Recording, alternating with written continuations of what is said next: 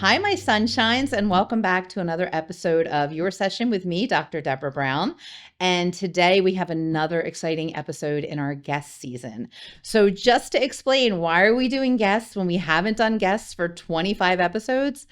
Because what I found is I have some really amazing people in my life. And some of these people have really interesting things to say about a particular topic or area.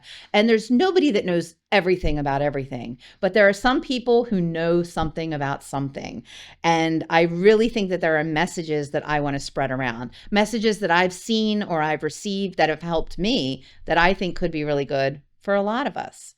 So I think I choose people for this sort of guest series based on what is it about them that makes them different than other people, and what is it about them that we want to see more of in the world. And for me, I think that there's a lot of what we do that perpetuates some of the negative things. Every time we like something or watch something on the socials that is really not aligned with our values, we're putting it out there in the universe.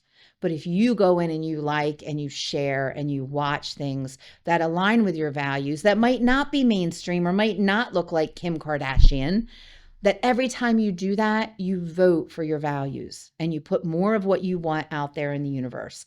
And I want that to be the biggest change that we get from talking about social media, is that we vote with our eyes and we vote for more of what we want to see, and we don't participate in what we don't want to see.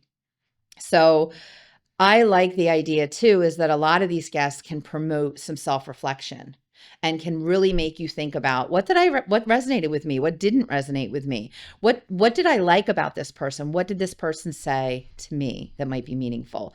And at the end of this episode, we'll just stay till the end, because at the end we're going to do some reflections, and we're going to do 4 points that I want you to come away with and think about related to you. So why did I choose this particular guest? So I want to tell you how I found this guest. I was getting up in the morning and I did the thing I tell everybody not to do. And I grabbed my phone because I didn't want to get out of bed, and it was cold and it was rainy. And I pull up the Instagrams, and there is Taylor out of nowhere, like a bolt from the blue.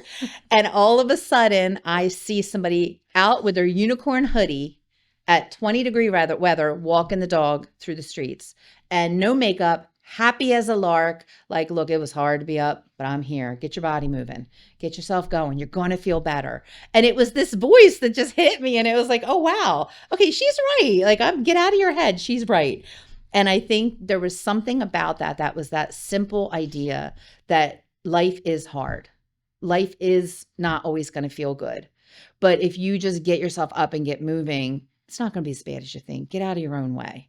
And it was also about watching her find pleasure in small things. It was like, I got my coffee. All is good in the world. I'm going to get my coffee and I'm going to be happy. And there was something about that felt very refreshing and real and calming. And it goes back to my message that I always give you, my sunshines, all the time, is that it's not about being perfect. It's about being the real you. So I think that there's something in that that's about confidence. And we all are working on that. We work on that in every episode. There's something about being anti the messages that the world has told us, that you have to be a size 2 to be beautiful. We know that that's not true. And this isn't about like being imperfect. I hate that when people are like, oh, you can be imperfect. You don't have to look like Kim Kardashian to be happy. It's not about that. It's about being real and recognizing the beauty in the realness of people. And all of us are out here like that. All of us are not Kim Kardashian. We are not out here with $1 million. We are out living our life every day. And I want you to see the beauty in that some of the most beautiful people I know don't look like a Barbie doll and don't live in $1 million houses. That's most of us. That is 98% of us. So what we see on social media isn't real. But when I met Taylor on social media, I saw something real. And the essential reminders in it were, get moving. No matter how you feel, you got to keep moving. that you are beautiful with your makeup or without your makeup. But when you put your makeup on, God, you look like a model, right? That was my favorite. And that little things matter. That just something as simple as like, I'm going to drink my coffee every morning because that's me taking care of me. So without further ado, I want you to meet her. I want to ask her a whole bunch of questions. And here is Taylor. Oh my God, I'm crying. Already I made you cry. Yeah. My therapist vibes are working. Oh, that's another thing. Like, I just cry. I cry a lot. I'm very emotional, especially at like this time in my life, because I feel like this is the best time I've had in a long time. Yeah. I feel like I'm like knocking off dreams and goals. So like I feel like my tears of like joy are like more, And they're not all real. sad tears, you know. Like That's right your now, real feelings. I've been crying so much because I'm so happy. Like actually Right. so happy. Like I cried the other day because Ari took me to see the Christmas lights because he just thought of me, you know, and did something that I would want to do, not something that he would want to do and just have me next to him. But that's the difference between Ari and everyone. But this is what I absolutely connected with you about, was that you had such joy in things. Like, you're standing in the kitchen with the Cinnamon Toast Crunch box up on the refrigerator, but he's just up there because he's cute. He's up there because like everyone, I was like, "What's your joy for the day?" in one of my videos, and everyone kept saying Cinnamon Toast Crunch. I love Cinnamon Toast Crunch. It's up there on the And at first I didn't get this joke for like a long time. Right. Okay. And then my friend came in and he was like, it was like a week I didn't get this joke. Okay. And then my friend comes in my house and he's like, "Yo, what's up with the Cinnamon Toast Crunch box?" Right. And I'm like, that's what everyone was talking about. That was their joy for the day, meaning that it was like my video was bringing them joy because of the Cinnamon Toast Crunch But that's box, what, you know? that's the relatability, right? Is that when you see a house, like when you look at a person shows their house, like, "Oh, come look at my crib." You don't see the box of Cinnamon Toast Crunch. You see like this image of what they want you to see. Yeah. Yeah. And that's not how, I don't know about you. That's not, well, I do know about you. That's how all of us are living. We all got the Cinnamon Toast Crunch box. Like, we're not like getting in the Bentley and like riding out. No way. Yeah. But like, he came over and he was like, "What's up with the Cinnamon Toast Crunch box?" And I was like, that's what everyone was talking about. So then I finished the Cinnamon Toast Crunch and then I just put the box back up there. Because it's a little happy face. Yeah, because everybody like loved it. I was like, all right, he stays. I still haven't named him though, which I think is pretty crazy. Yeah, we'll give him a name. Maybe we'll do that today. We'll do that today. Yeah.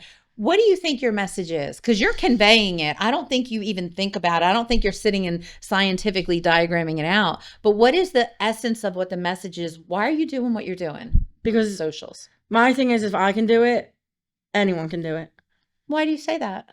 Because I just feel like this is something that if you feel like you can be at this table and you feel like you can eat at the same table as other people that are doing this with you, or you see other people and they're on Instagram and they're on TikTok and they're doing the thing, and it's like, if they can do it, why can't I do it? And I'm just a regular person that decided that I was just going to make some content one day.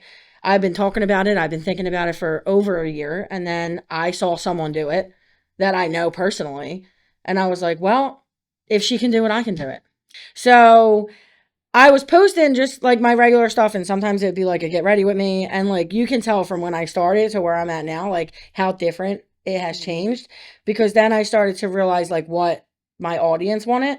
And now it's like giving the people what the people want. But it's you. It's me. It's me. Right. It's actually me. Like that's what they want. But that's the story. That's part of what, what I wanted to even talk about today is that when you became real in a very public way, people resonated with that. And we spend our whole lives thinking that we're different, or like you said, why do other people do it? Why couldn't I do it? Yeah. And it's like, you give the message that like the real you is the best you. Yeah.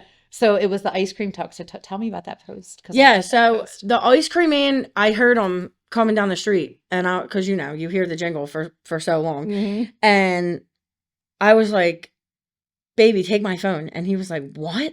And I was like, "Take my phone, and we're gonna turn this into something. I'm gonna make a video. I feel like it could do well, whatever." I'm like, "Let's show them who I am."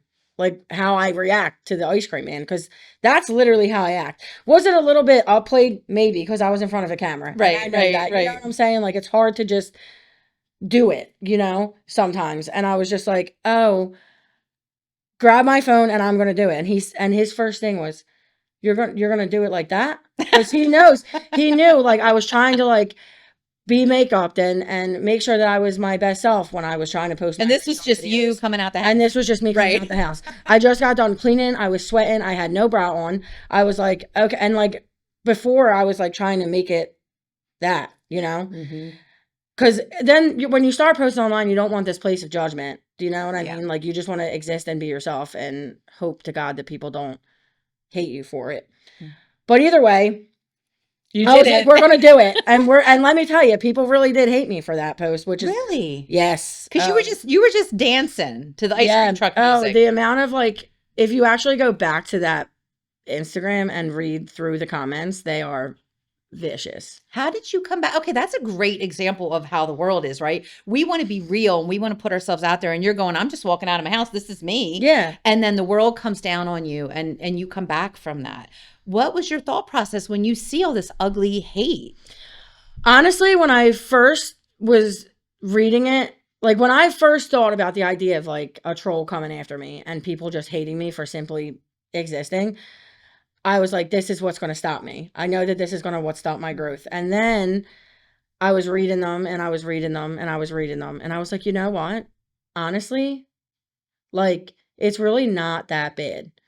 Like, why am I going to care about what a stranger thinks of me? They're taking this one video and they're judging my whole life on it. Like, they're basically like, your dad didn't have dental care. I'm like, okay, I don't have the best teeth, but like, whatever. Why you got to bring my dad into it? So it's like cruel. Right. Like, Why you got to bring my dad into it? But Like, shows you how stupid, like how stupid the mentality is of somebody who would troll somebody. And then it was about my weight. And then it was like, put on a bra and put on clean sweatpants. I'm like, my sweatpants, and they were like, look at what her sweatpants look like. I can only imagine what the house looks like. I'm like, the sweatpants look like this because I just got done cleaning my house, you idiot. Like, so are you kidding? You answered back in the beginning. Sometimes I still clap back sometimes, especially when it's like a grown man, but we're not going to say what I say to them, but right. Let's just know I go for the ego real quick. Okay. I'm like a snake. Well, but I think there's a matter of defending your position too. Exactly. But we shouldn't have to. We shouldn't have to. Yeah. Especially being like, people, as a woman in the world, it's already hard enough to be a woman in the world, especially today.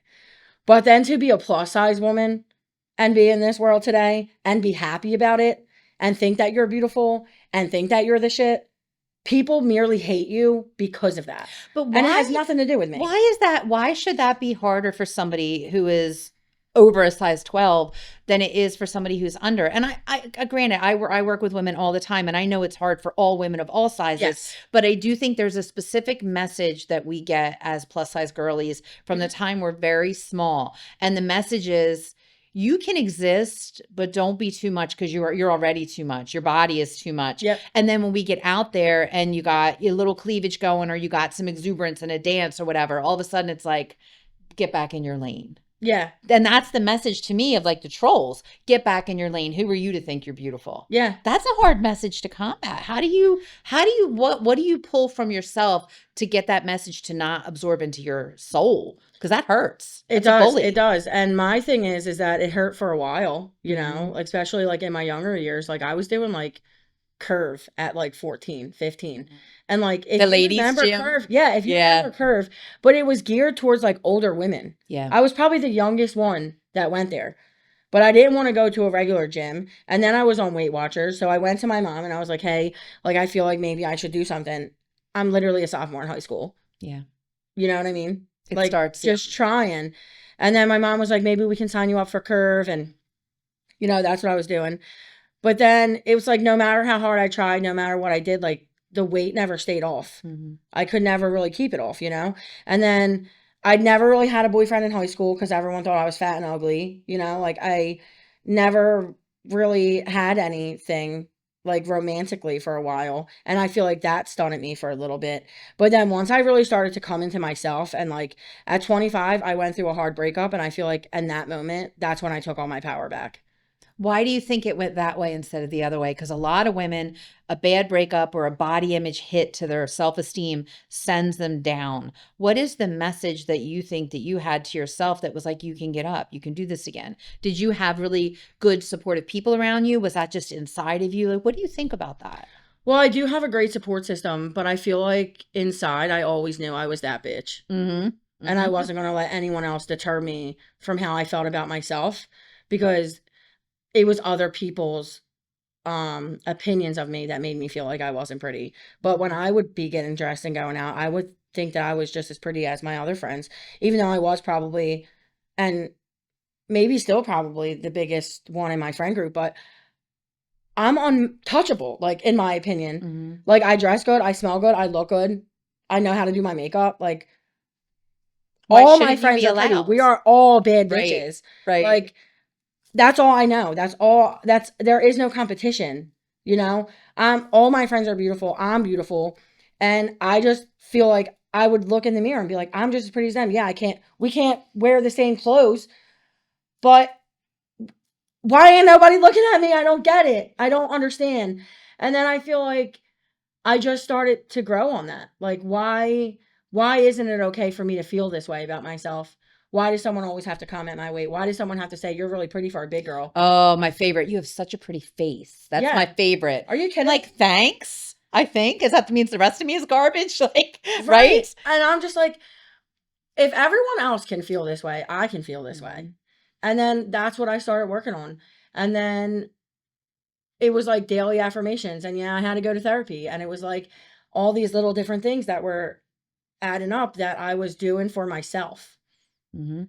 to put myself in the best position Because ever. the messages don't come from outside of us, and I think that's the tricky part, and that's why I'm saying, like, you have to vote with your likes, you have to vote with your views, because all the messages that come at us from the time we're very small are bombarded messages and pictures of people who don't look like us. And I'm not saying that from a plus size lens, I'm saying that from a lens of people. Yeah. When you look at television and you see all the people that are on television or even on social media, a lot of them, and then you go to Walmart, okay? Yeah. Walmart is what people look like. When you go to Walmart, when you go to Target, that's what the world looks like. But yet we will look at a box of these perfect, idealized people that Yeah. are according to the world, and they're set out there as this is what you're supposed to be. And if you're not this, you're not valuable.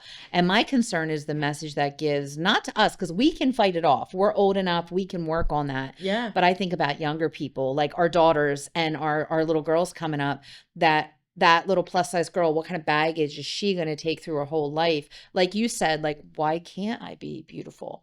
Because somewhere along the line, the world told us that we were less than everybody else. Yeah. And I think that's the battle that what humanity fights, Hmm. is that we're all fighting. Are we less than somebody else because we're queer, or because we don't have as much money, or because our body doesn't look like everybody else, or whatever? But I think that's the message that I want to get out there, is that we have to take a hard look at how much we're buying the hype that we're given. Yeah. And like, that's literally how I feel about it. And then I just started like dodging the men that were treating me poorly, Yeah. because I simply could not. I'm not going to give you an ounce of my time. But We, they learned it too. yeah, Just like we learned a yeah, message, they learned a message too. exactly. So I feel like in my dating era, I was like, "Ugh, this is terrible. This is awful. What am I doing? Why am I dating someone for a few weeks when I don't even really like you? Like, you know what I'm saying? But what's the answer to that? Yeah. What is the answer? So I was like, Why did you do it anyway? because I felt like at that moment, like, I was just like, I wanted some attention, you know? Mhm. Like, we all do. We all suffer from this. We all want the attention. We all want the gaze of someone to make us feel validated. Like, everybody wants some validation. And my thing is that I feel like I stopped seeking validation through other people. Big step. And Yeah. now my validation is how I feel when I wake up in the morning, and how I'm going to make myself feel throughout the day, how I'm going to react to certain things throughout the day. Because there's only really one thing that you can control, and it's the way that you feel about yourself, and it's the way that you react to certain situations. So for me, it was like, how am I going to do this? And then I started doing it, and I was like, okay, like, I'm going to get up and I'm going to try and live with my best foot forward. Was I always a great person? No, no. I lived a lot of lives Mhm. in the time that I was born until now at 36 years old. I wasn't always the best person. I know that. But now today, I'm the best version of myself that I ever have been. And I can say that with both feet of my, like, with both feet planted on the ground and my chest out high. Like, I'm the best version that I ever have been. And right now, I'm achieving dreams that 2 years ago I didn't even know were possible. Mm-hmm. And I have a man who loves me because I put in that time and that effort. And I decided to love myself more than I let other people love me. And you choose better. Yeah. When you finally realize that you don't need the validation of someone who's not going to give as much as you do, Yeah. you choose better and you choose differently. Mhm. And this is why I say to people all the time, like, you got to get out of your head with the way that you choose who you put in your life, because you're choosing people the same way that the world taught you that, you know, you weren't good enough. Yeah. So then when you believe you're not good enough, you're going to choose, like, this is the best I can do. Yeah. And that's what I heard you saying when you're like, yeah, I stayed too long with some people, because we have it in our mind, this is the best we can do. And I like that you're switching it up and saying, like, I don't know what's going to happen, but it's going to keep getting better. Yeah. Because what I've been through is in the past. And I think it's also a good message to think about, that so many of us walk around with shame. And everybody I've ever met could look back at their life and say, yeah, there's that thing I wish I did differently, Mhm. or I wish I had been a better person to this person, or whatever. We all have that, but it's not turning it into shame. So when you think back on those memories and you think of now, do you look at it as growth? Yeah. I mean, there's no other way to kind of look at that other than growth, is that, you know, I decided to water the plant and the plant decided to grow. Mhm. And now I don't even know what the future holds for me, but I know that it's something bigger than I ever imagined. Mm-hmm. Between my business and now doing like Instagram, and like, I just know that this time next year my life might look completely different. And then in a year from now it might be something that I never, like, an actual dream come true. Do you do that? Do you spend time? I always encourage people to spend time dreaming. And it's not because you're necessarily making a goal or a plan, but do you ever sit back and go, I can do whatever I want? Do you have that mindset? I do. I'm always like, Yeah. I can do whatever I want. I can dream, and I can dream 1,000 miles into the future of all these things. Mhm. And I'm never going to get half of them, but I dream about them anyway. And people don't like that philosophy because they say that that's how you get disappointed. But I say that's how it happens. Yeah, no, I do that often. Like, Mhm. I'm doing it right now, you know? Like, Ari, I know it's so simple because it's just like man meets woman, you know, they fall in love, they get married, they have babies. It's everyone's like What's normal the life ideal? sometimes. Yeah, Yeah. you know what I'm saying? Like, this is such an achievable goal for people. For Mhm. me, I was like, absolutely not. And at one point I was like, I looked at my dad, I said, Dad, I don't even know if I can give you this traditional wedding. Like, I like a lot more other people. Do you know what I'm saying? Like, I Mhm. like a lot of people, Dad. So I don't even know if I'm going to be able to give you The traditional what you expectation. thought a wedding would be for me, or what you thought, the kind of person you thought you'd be giving me away to, you know? Mhm. Um, and Ari just came out of nowhere. And like I said, like, our date was so special and it was like something out of a movie. And I genuinely feel like I live in a fairy tale with him. Do we have our fights? Yes, we do. We're doing the things that, like, go back to the Hallmark movies, you know what I'm Right, saying? right. Where it's like they get into a fight and it's like not chaotic or crazy, but then they come back together and then they're all in love again.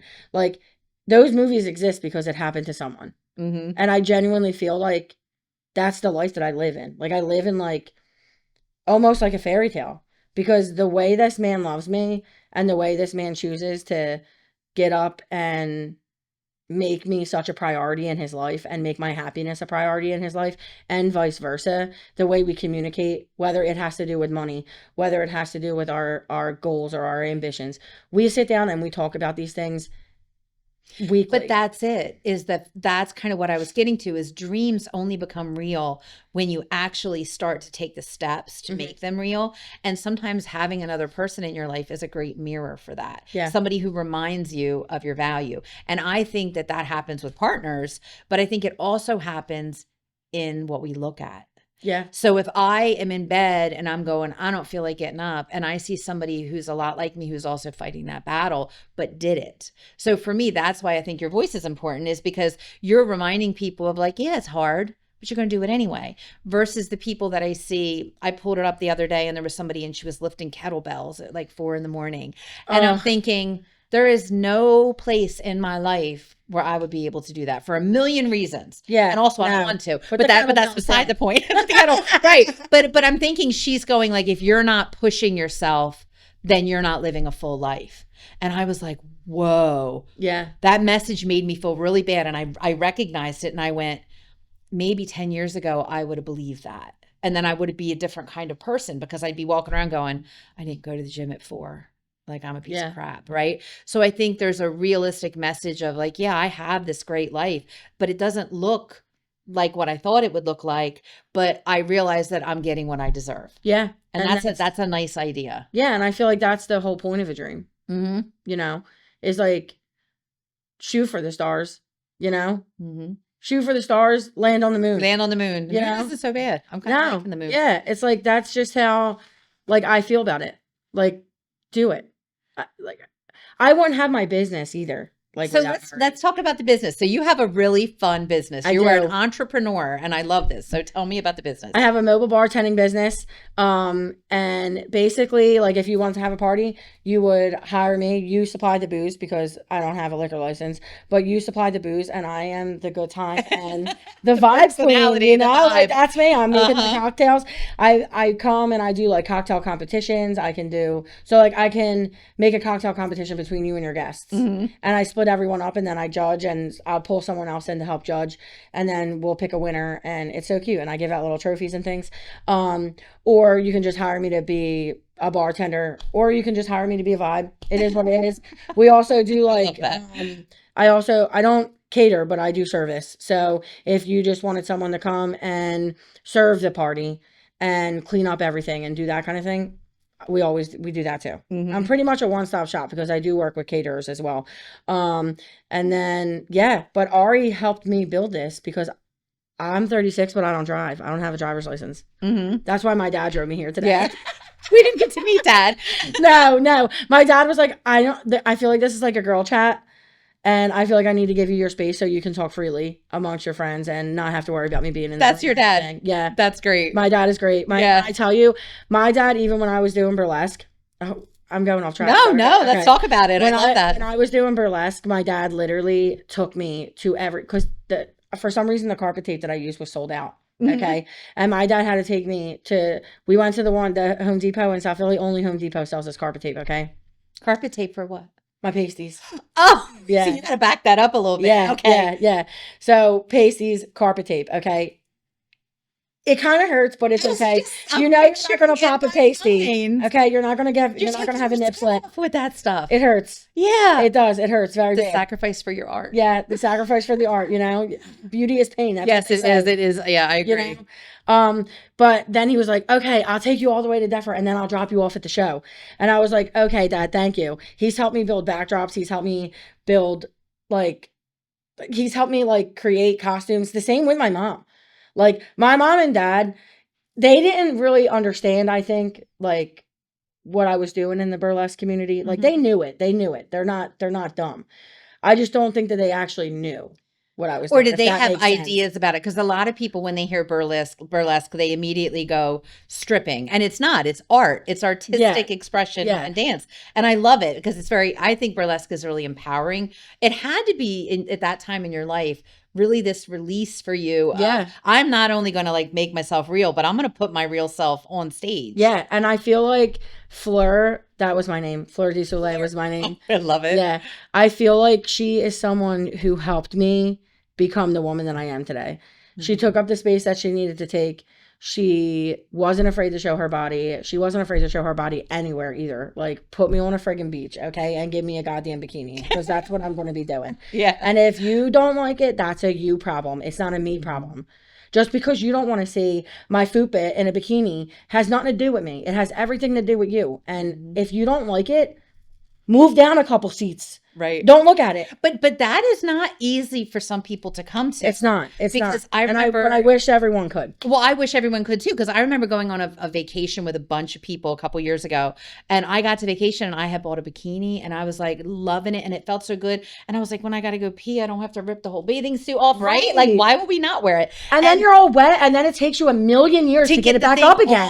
No, and not only that, it just feels better. So I'm on the beach and I'm wearing it, and I'm with somebody who's got like the idealized body, right? And she's looking at me and she's going, God, I wish I could do that. And I'm like, do you realize how ridiculous you sound? Why is it that I could do that and you can't do that? Why are we in our own way here? It feels better. And the next time we went, she had one. Like, that's what I mean. But it was that empowerment of another person to be like, guess what? Nobody's looking at us. Nobody's going to remember that we were here in bikinis. Nobody's going back to the room and going, did you see that? And keeping it in their head. Nobody cares. We're in the way. Yeah. It's our own self. And like, even the way you just said that, and you were like, and you said, I wish I can do that. Like, that's what she said to you. Like, sometimes, like, I feel like plus size women do get upset when people say, I wish I had your confidence. Right. And my thing is that I understand that it comes from maybe like a negative place for us. But I think when other women say that to us, I like to believe in my head that it's not coming from a negative place from them and they actually mean it. Because it feels like it for a second when somebody says, how brave of you to wear that. I wish that's the one I don't like. When people say, I wish I could be as brave as you and wear that. And that in my head, I'm going, oh, you think this is a little crazy. Yeah. And we got to be careful not to let that crawl in either, because it's not brave to be you. Right. If you just, I remember one time I had super rainbow hair. And I had some really older patients. And one of the men came in and he was like, you know, you look better like your normal self. And it was that moment where he thought he was giving me a compliment. Like, you're so pretty as a blonde. Why would you do that to yourself? Yeah. And it's kind of like those moments where we're constantly sorting it out and going, wait a minute, I like this. And even though he doesn't like it, I like it. But I think that's work. I don't think that comes naturally. No. Even after all these years where I've really worked at it, I feel like it's still not always natural. We hear that stuff coming at us and we have to be able to turn it around. Yeah. I don't think everybody means it in a negative way, but I think when you've been bullied, you are more defensive. Yeah. For sure. Yeah. And like I don't think that like people realize that like we get bullied so often as a plus size woman by like certain backhanded compliments and things like that. And even the looks. Yeah. It's like, do you ever walk somewhere with an outfit and you're like, I'm on point. I have on a short skirt and my boobs are out a little my bit. My food is showing a little bit. Okay. You can see the outline of the fupa. And guess what? That's the big one to overcome for a lot of us. That's like the final frontier. Listen, I still work on it. Me too. I still work on the fupa. I'm not going to sit here and say, oh, perfect. I think that I'm perfect when I look in the mirror. But you know what? No, I change a few times. That's the shame spot. Yeah. Because we can go out there now with a big butt and big thighs because the world says that's good. Yeah. People are paying for that now. People are paying for it, right? But nobody's saying like. Nobody's paying for it. Nobody's paying for it. No one's like, you know what? Can you clean it? Can you give me? Thank you. Right. So I think that's the final frontier. But I do think there's a lot of messages. You know, you even see people when they watch you and you think you look good and you know they're looking at you and judging. But when you think about that, I think people do that all the time with everybody. Obviously, we're just tuned into that part. So there has to be, I always call it like the antidote thought is if I walk in and I see somebody and they're like,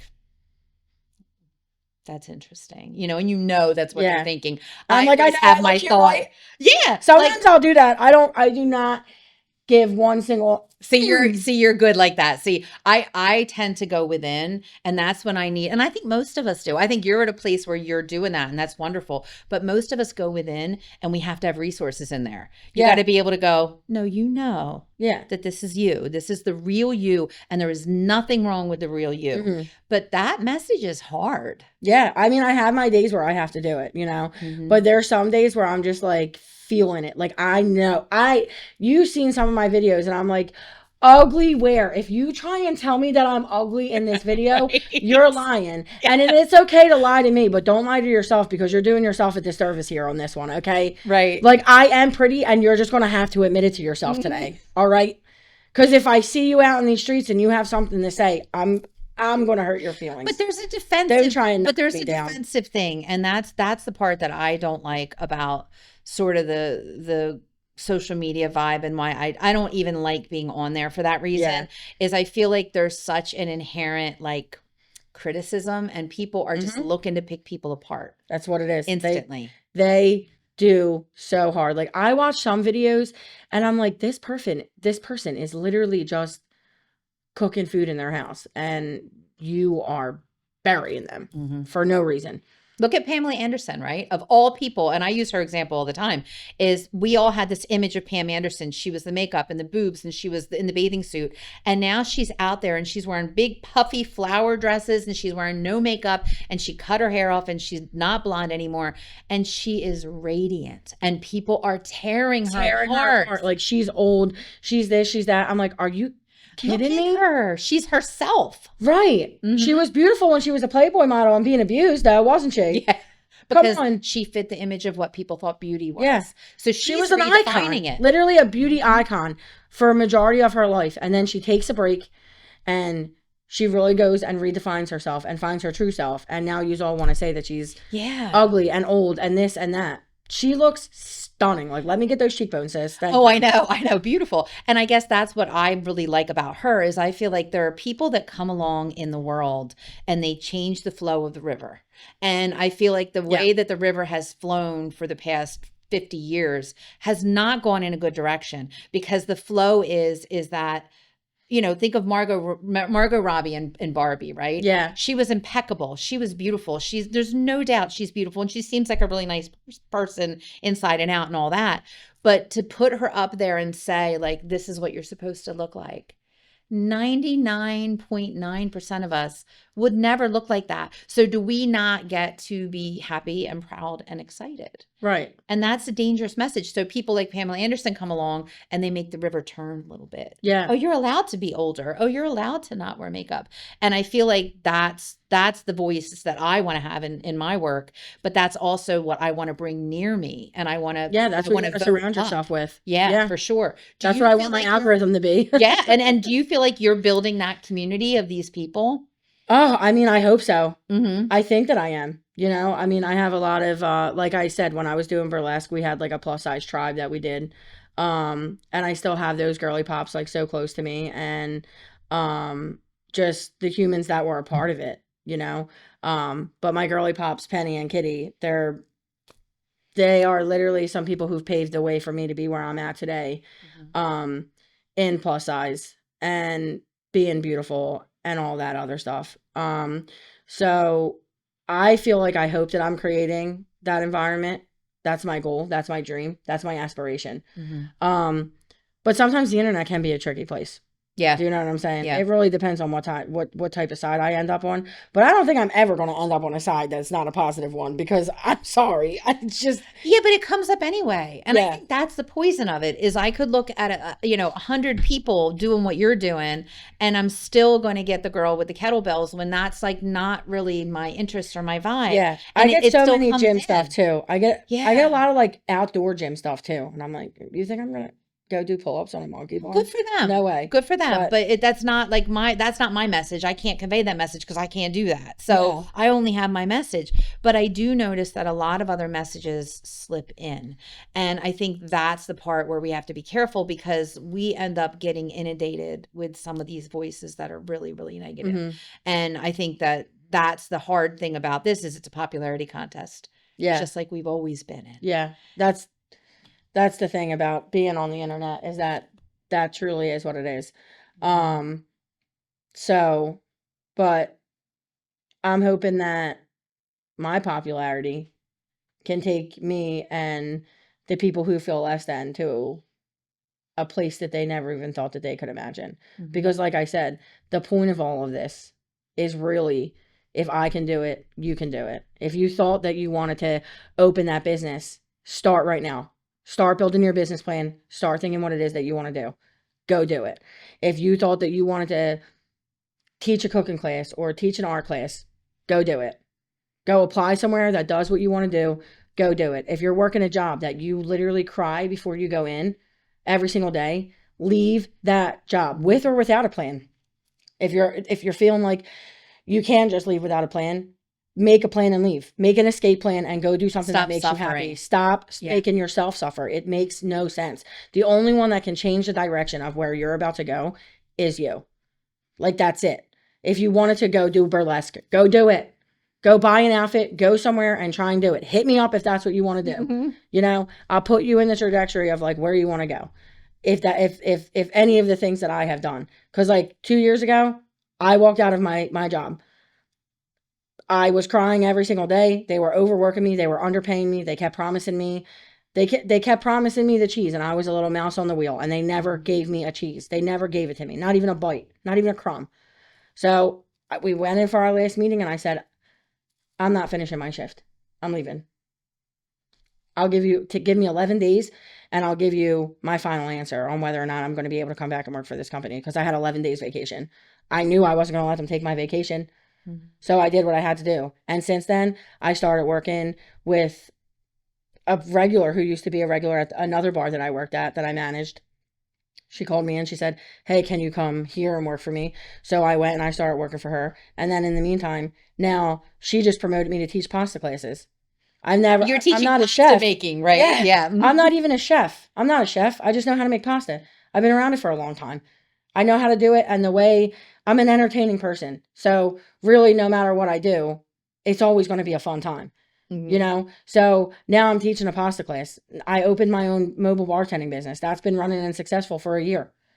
This is that entrepreneurial spirit, though. And I think it's interesting. Every guest that we're having on this season is an entrepreneur of some type. Oh, that's so cool. It's great, because what I found is there's a certain kind of person that can do that, where they can say, I'm not going to take this anymore, and I'm going to go do my own thing. And those people are fascinating to me, because there's something in an entrepreneur that feels very self-realized. When you're an entrepreneur, you've gone, I got something to bring to the world, and I'm going to find a vehicle to put it out there, which is what an entrepreneur does, is they make themselves what they sell. And that's not something everybody can do. So I think that that's sort of a channel for a lot of us when we talk about dreaming, is what is the thing? What do you always say? Like, do what makes you happy. I think a lot of people don't know what makes them happy. Yeah. And I think it's like something that you have to figure it out. Mm-hmm. Like, I knew I loved being a bartender. I love working with people.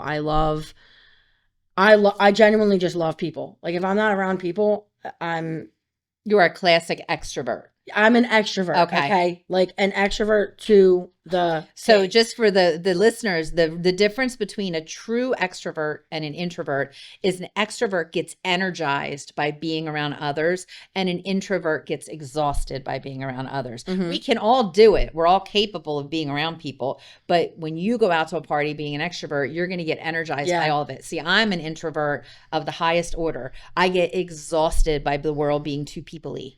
So for me, I could do it. Yeah. So you could do people-y. I can do people-y for a limited amount of time, but that's also a part of knowing yourself. Like, if you know that you need that energy, then why are you sitting at home by yourself when you could be out there getting what you need to make yourself happy? So what would you say to someone who isn't there yet? What would you say to the person that's listening to the podcast and looking at your Instagram and saying, I wish I could be as sort of bold and real, and I wish that I could connect to what it is about me that's special, but I'm not there yet. Like, what would be your message? Because if you will go back to yourself and look at yourself years ago, what do you wish somebody had told you that you didn't, that you had to figure out on your own? You can do it, and you're worth it. Mm-hmm. Like, I feel like that's like, my parents always had my back. I'm not saying that at all. My parents were great people, my family, great people, but you can have the biggest and loudest family cheering you on. Do you know what I'm saying? But you can still feel alone inside. But my thing is that don't give up on yourself. Put the work in that you feel that you need to. Go take the next step if you're not there yet, and figure out why you're not there. Come talk to you. Well, you said you did therapy. Yeah. So was that experience helpful for you in kind of becoming? I think so, but I also don't think that I had the best therapy experience, in my opinion. Was it the match? Yeah.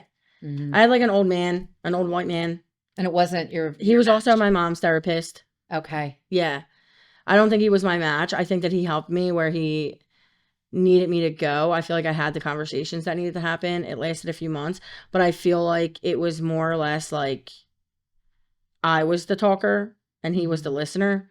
And there wasn't like, there'd be like random questions every once But in a it while. wasn't you weren't feeling guided. Yeah. I didn't Okay. feel like we were sitting and having a conversation. And so, but I feel like it got me where I needed to go. Do you know what I'm saying? Yeah. And then I feel like by that point, I had such a good support system within my friends, and it was so easy to lean on. It was so easy to lean on my friends. And I still have those friends to this day. I make friends and I make like connections and I keep those connections. I do what I can to keep those connections.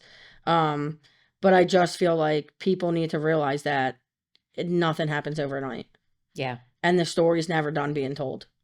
So just because you're not there right now doesn't mean you won't be there 2 years from now. I'm not even going to say 1 year from now because I don't know other people's struggles. I don't know their stories. I don't know how much work they actually have to do. But if you set a goal for yourself and you start to knock off those goals, those 2 years, those 5 years, it's going to come a lot quicker than you think. Yeah. And I think it's a great message. And we talk about it all the time is it's little changes. Little like changes. I could grab those kettlebells tomorrow and I'm not going to look like Margot Robbie in a week or maybe ever in a year, and that's okay. I don't need to. But the whole idea is that we get very impatient with ourselves. Yeah. And there's a really good message that I think that you and I both share in different ways is that it doesn't matter whether you're there or not. It's that you got to be okay while you're here. Yeah. And it might be the coldest day of the year and you're walking the dog and it's 5 a.m, but guess what? You're like, it's okay. It's crisp out here. Yeah. That was my favorite. You're like, it's crisp. It's crisp. And I'm like, no, it's freezing. I don't even want to get out of bed. And you're like, it's crispy out here. Yeah. And you got the Christmas tree hoodie on. Yeah. I brought it with me today. Yeah. The Christmas tree hoodie is everything. I have to tell you, it's everything. But it's the idea that you don't have to be there yet to be okay. And and I like the idea of talking about therapy as part of that because that's what we do. That's what we do here. And I am a strong believer in you have to have it at the right time and you have to have the right match. And even, somebody who isn't the perfect match can give you a boost. But I know what we do here is you go on our website, you look at their videos and you can pick a person based on what they're saying in their video. And then you already feel like you're a little more connected. So you don't get that thing where you go, well, it was okay, but it wasn't the best experience. And I think that's sort of my message about therapy is that therapy, we work on everything. And sometimes the first thing is that self-esteem is what do you think of yourself? How are you putting yourself out there? And it's so easy to say to somebody like, just be real. But I think there's a whole bunch of steps in that. And I think one of them is listening to other people reminding you. Yeah. Which is why I love what you do. I also think that there is a myth about like perfection, right? That there's this unattainable goal that we have inside of us of what we think we should be. Yeah. Right. Do you feel like you ever really get rid of that? Or is it, because we can look at it different ways, is I look at it as like body. We have in our mind, well, I could look like this. I could be a size 8. I could be all this. And then there's the other thing about, well, work. I could be all this. How do you keep that in perspective? Because you always want to aspire to be better, but not beat yourself up while you get there. You know what? I feel like that's something that I actually struggle with most of the time. Is like, oh, I could have did this. Like, I could have had the best event, And then I'll still think like, oh, I could have did this differently. If I would have did this differently, this would have stopped this from happening. This would have stopped this from happening. And this would have stopped this from happening. Because like one mistake can lead to like a little trickle of mistakes. But my thing is that every once in a while, I feel like you're always going to fall on this. I beat myself up. I'm too hard on myself. We're all going to do it. That's something I don't think can ever really change. But my thing is that take why you beat yourself up so bad that time and apply those changes that you felt like you should have made that time that you beat yourself up for to the next time that you have to go do that thing. Do you know what I'm saying? It's learning. It's not self-abuse. Yeah.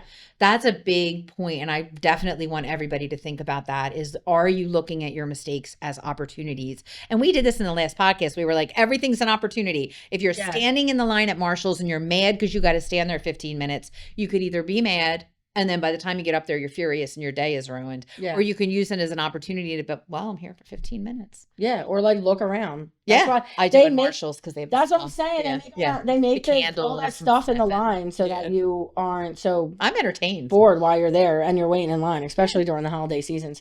But like, yeah, that's like, it's really how you react. That's the one thing that you can control.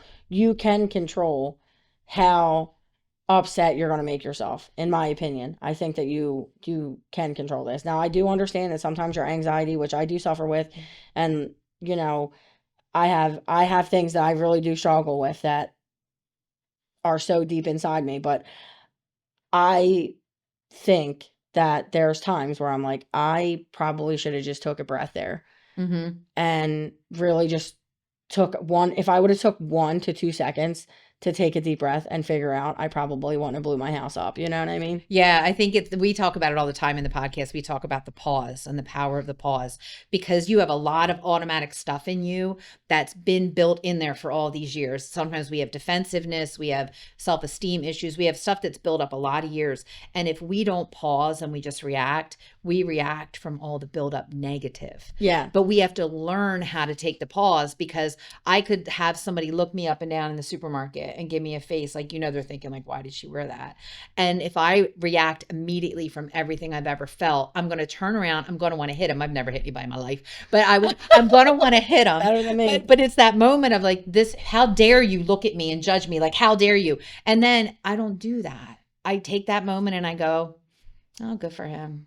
Like whatever, this is what his opinion is. Like, I don't really need to worry about it. Just keep moving. You know who you are. Yeah. But I still think that even in the most confident of us, that we still have to do that. And that's the message I want to convey today too, is that if you're still doing that, if you're still working at it, I think I know all about the self-help stuff, but I could pull you up in the morning and you give me something in the most simple phrase. You'll say something like, have a delicious day. Like, you're going to be good today, instead of me going, I got 46 things to do. So I think it's that we have tons of messages and the ones that come from us are the most powerful. Yeah. And it's always sorting them out. So take the pause. Don't turn around to the guy in the supermarket and be like, what are you looking at? Right. Which I would never do anyway, because I'm a coward like that. But I would totally walk away and go, you know what? Who cares? Yeah. Who cares? Like don't blow up because you got a squeaky wheel on that car too. Or absorb it. Like, imagine you go into the grocery store, you get the squeaky wheel. Always. And now you're like, oh my God, now this dude's looking at me. Like, that's what I'm saying. Like, multiple things can add up to the point where like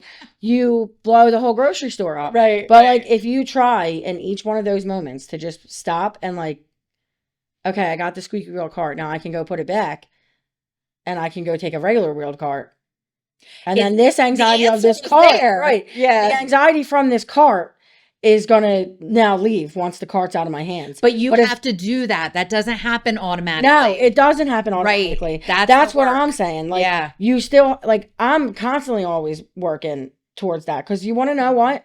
Sometimes I'm already in halfway through the store and I realize that I got a squeaky wheel cart.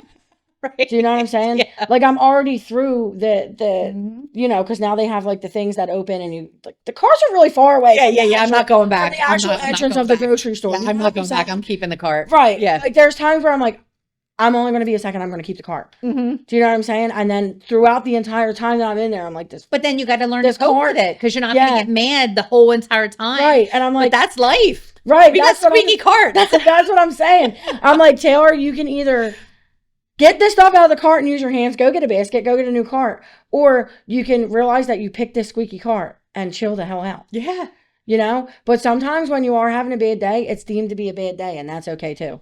But I think what's tricky is that we get into a string of those. And that's why I think you resonated with me, is because I had a couple of days and I was like, if I don't get out of my own head and get out of my own way, that I'm going to really ruin this week for myself. Yeah. And even this morning I woke up and it's pouring rain. It's cold. I curled my hair. It's gone. All of that. And I woke up and I'm like, oh, my bones hurt and I don't feel like going out. And then I go, oh, but I get to meet Taylor today and I get to see Emily today. And it was this whole moment of, no, stop. Like, stop your hype. The cart might be making noise, but I'm in the store. Yeah. I'm here. I'm getting what I need. And I think that's the biggest reminder that I want people to take away, is that our realness might be harder to get it out there and to reinforce, Yeah. because it's a lot easier to fit in. It is a lot easier to wear the clothes that make you blend into the background. It's a Yeah. lot easier to put your hair up in a bun and disappear. It's a lot easier to be quiet. I think it's a lot harder at first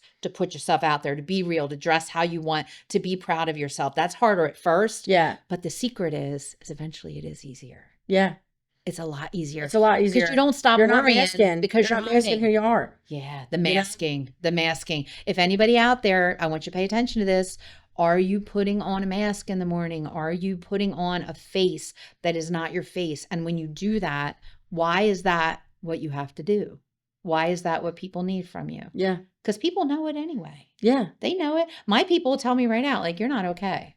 Stop. What's going on with you? Yeah. And you see it anyway. Like, so that's probably the biggest thing for me is that people, because this is how I am all the time. Mhm. So I'm always like on the up and up. So when I am down and I'm trying to convince people that I'm not, they're like, they know. what's wrong? Yeah. What's wrong? And I'm like, ah! But that's the cost to being real. The And then cost I to just being cry. real is that people say, yeah, well, that's so you're allowed. I'm a big crier. But that's the cost to being real is Yeah. that people now know you as who you really are.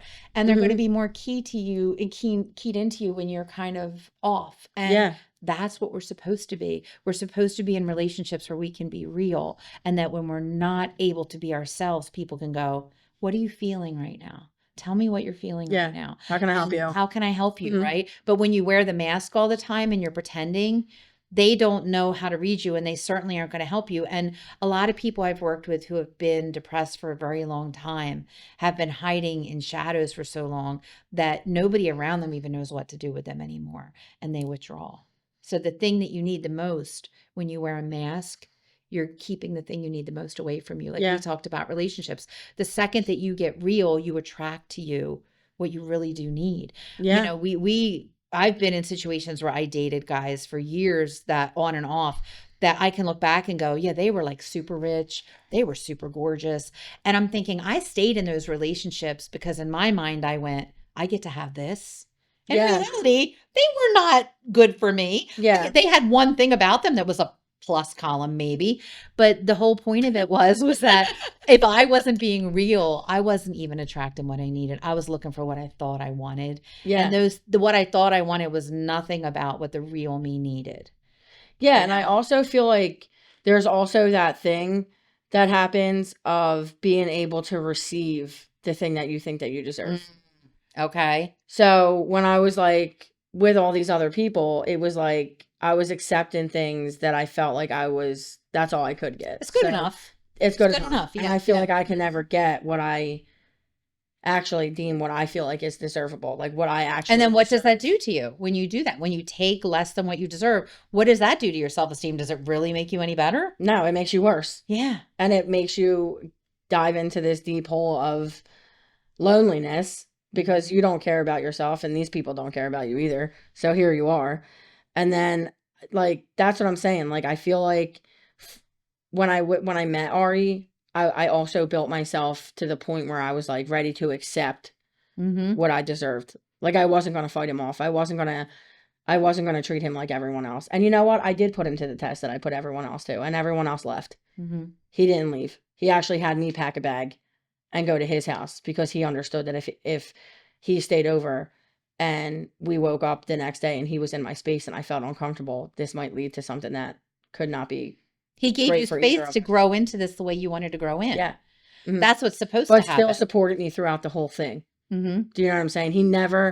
He had like such a full grasp on me that he was never going to let me push him away. Because he knew I deserved that kind of love. But I think that's timing. I think you had to be ready. And that's what I mean. My husband and I say it all the time because we got married, very late in life. We had both been married before. And we always say, like, if we had met 30 years ago, we would have never even liked each other. Like, we wouldn't have even connected. And we always think about, well, why is that? And we go, because we were different people looking for different things and trying to get our needs met instead of just being who we really were. Yep. And now that's what I like about older age marriage too, is that you really, by the time you're 56, like I know what's going on. Like I know who I am. I know what I need. And I'm not going to bend that. Believe that. What? 56. I love you. I can't even believe that. Are you kidding? Too close. No, girl, get the hell out of here. Don't talk about my friend like that. She's beautiful. You're sweet. Look at that shiny skin. Get out of here. It's all makeup. No, it's not. It's You're so glowing, visceral, hon. so visceral. But it's true. Like that, I'm at the point in my life right now where the age doesn't really matter to me as much. Do I like that number? No. But I do think about like I'm ready now for life. Yeah. And I'm ready to welcome in things that I wouldn't have welcomed in before. And in my brain, the way I was raised was when you have the before and after picture, when I have the after picture of that skinny version of me, my life will be perfect. Yeah. That's a terrible image. Were you raised with the before and after pictures everywhere? You know what I'm talking about? Like, here's the before picture of the girl that before her diet, and then here's the after picture of after her diet. Or the guys, it's like, here's him looking like a normal guy, and then after he worked out for 6 months. Yeah. It's a cruel thing to do to people, to be like, oh, look how sad you were like this, and look how happy you'll be when you're perfect. Yeah. That's always in there. It's always in there. And I just feel like there's no such thing as perfect. We're human. There's no after picture. No, there is no after picture. This is it. Yeah. And if you don't like what you're in right now, the only person that can change it is you. So just get up and take the first step. Get up, get your body moving, and do what makes you happy. At the end of every post, that's a lot of the posts. I hear that. Yeah. And it's one of those messages that I think bears repeating. And I do that in the podcast where we'll have an episode and I'll say, remember we talked about this? Because I think there are things we need to hear over and over again. Yeah. And for me, that's comforting when I hear, okay, get up, get moving, do what makes you happy. And it's that reminder of that's my perspective. That's my perspective, because we all need something to hold on to with perspective. And this is why I think, like, if you look at Christians, they like the Bible, right? They can go to the Bible and they can go, there's my perspective on life, right? And you can look at all different kinds of groups, and every group has their own sort of like mantra, right? Yeah. And I think that's what it is we need our internal mantra that says, this is what I believe. And then we need to have people around us that remind us of that. Yeah. So my listeners, if you don't have people around you that share your message, find them and connect to them, because we all need accurate mirrors. That's what Taylor was to me, is that you're an accurate mirror for me, because I can look at you and you're telling me what I know I need to hear to make myself remember who I am. Right? It's really just so crazy to like think about it in the way that you're saying it, because like I'm not like, when I talk to my phone, do you know what I mean? There's not a person on the other side. There's not a person there yet. I'm making you cry again. But then, because the way you just said that, the way that I can help you get up in the morning that's crazy. I feel like it just came like, it was like, this is like one of those things, like what is that? Epiphany. A reality check or something? Like, I don't know. But the fact that like, this is how we met. Like, when I coming in here, I'm like, oh, I'm just going to my friend Deb's. and just so everybody knows, I literally sent her a DM. I'm like, this girl is never going to answer me. And I sent her a DM and I said, hey, I do this thing and I think you would be great. And I think that's what's fun about the podcast for me, is the other day there was somebody in the office and one of my therapists said to me, did you notice that lady was kind of looking at you? And I said, why? She said, well, she came here because of the podcast.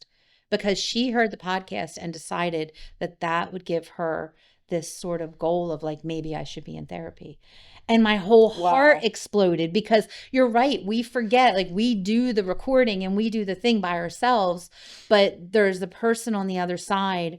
And I think about that a lot, because I'm so careful about what my message is to people. Yeah. But when you're doing it, you have to realize, like, there is an actual person on the other side who's looking for answers, who's seeking reassurance. That's what we are as humans. Yeah. We are seeking reassurance. And you pop up at the moment and you give something that is the opposite of what a lot of what we're getting from social media. So for me, that's the biggest message of this episode for me, is that what messages are you absorbing and which ones are you gravitating toward, and think about how that affects you. You make me better because I look at you. 90% of what's on there does not make me better. That's powerful. You're doing something good.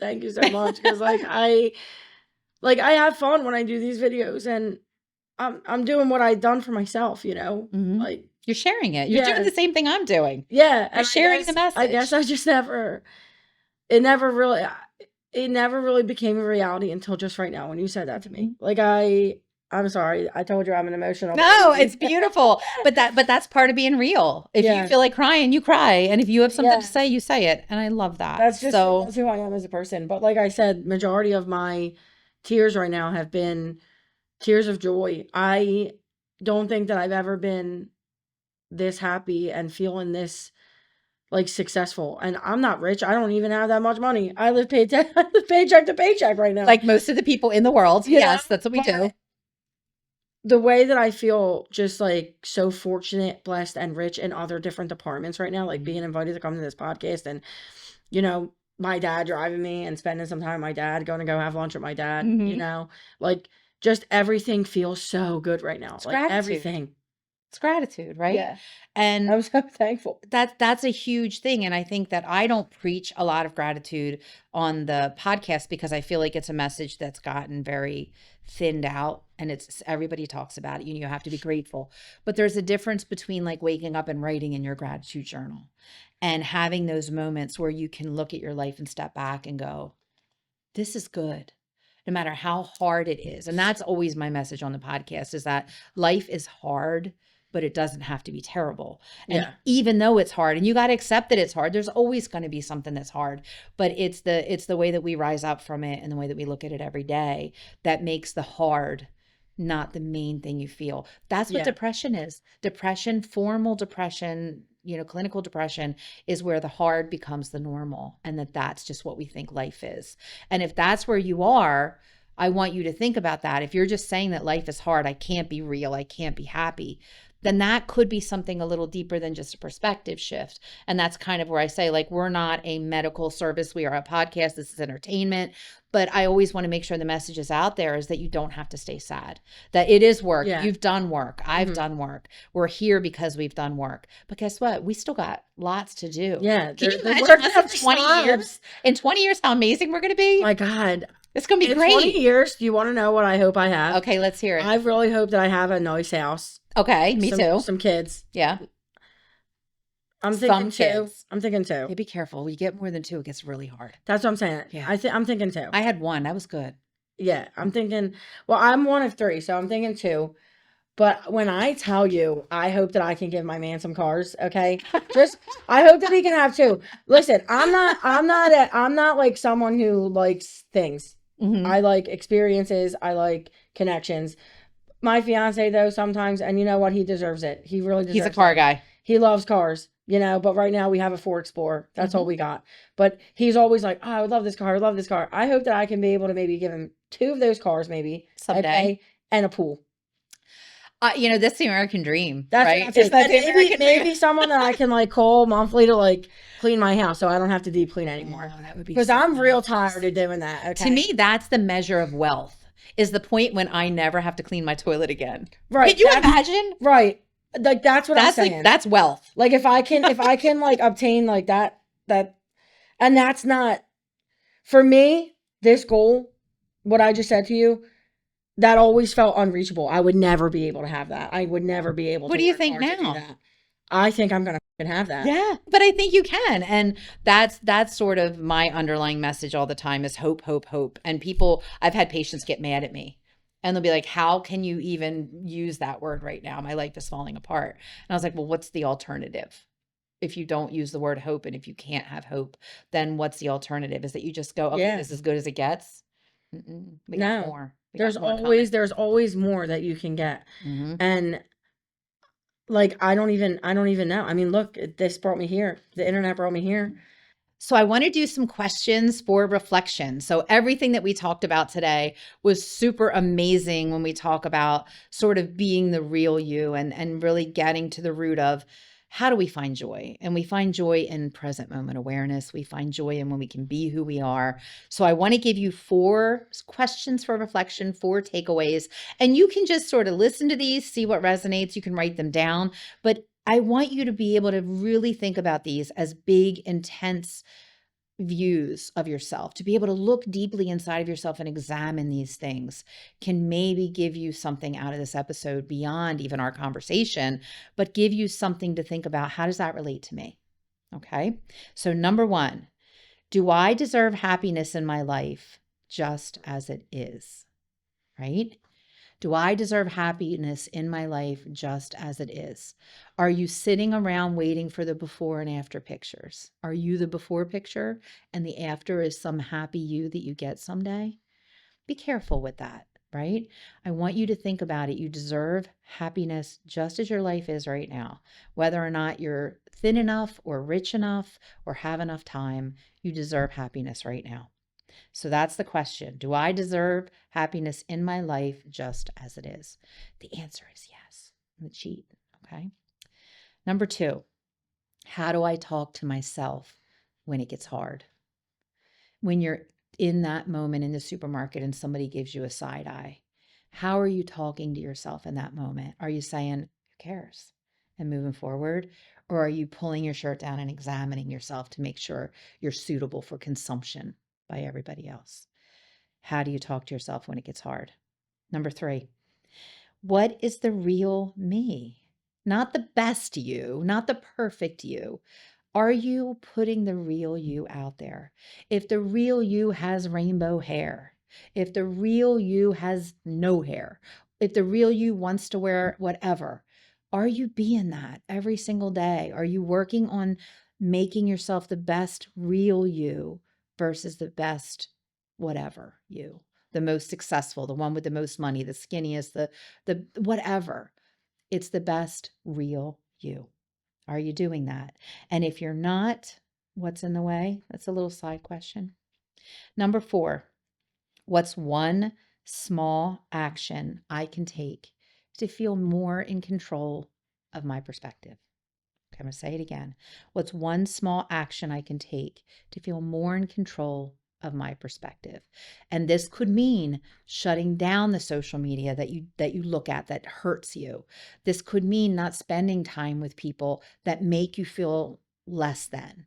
This could mean thinking about your reactions to people. But basically, what I want you to think about is if you feel out of control, if you don't feel like you can be real, if you feel like there's all this stuff in the way to all this wonderful conversation we had about realness and confidence, there's got to be one small action that can make you feel like you have the power to change your perspective. You can't always change your body, and you can't always certainly change it overnight, but your perspective is within your power. And Taylor and I talked a lot about that today, about how there's always something small you can pay attention to that might change your perspective. New perspective, you're going to feel better about the day and about things in general. So that's it for today. I want to thank Taylor for coming, and I want to ask you to promote all of the stuff, talk about the name of your business, where we can find it, and your social media handles so that everybody can follow you and see what I'm talking about. Okay, so my business is Honeybee's Mobile Bar Keeping, and that is the mobile bartending business that I built. And you can find that at Honey, HUNNY _ BESMB. That was clear, right? Yeah. Okay. Mm-hmm. And then if you wanted to follow my personal page, that's where I, do what we were doing here. But you can find her at TPASTUNNA. And it's TPA stunning because I'm stunning. And that's what I'm talking about. Be real, be confident, be you, and put it out there to the world because you deserve that. And it sure does feel better. So thank you again for coming, Taylor. Yes. And thank you to my sunshines for listening, and check in with us next time as we have another new exciting guest. So have a great week, my sunshines. Thanks for listening and watching, and I'll see you next time. Bye.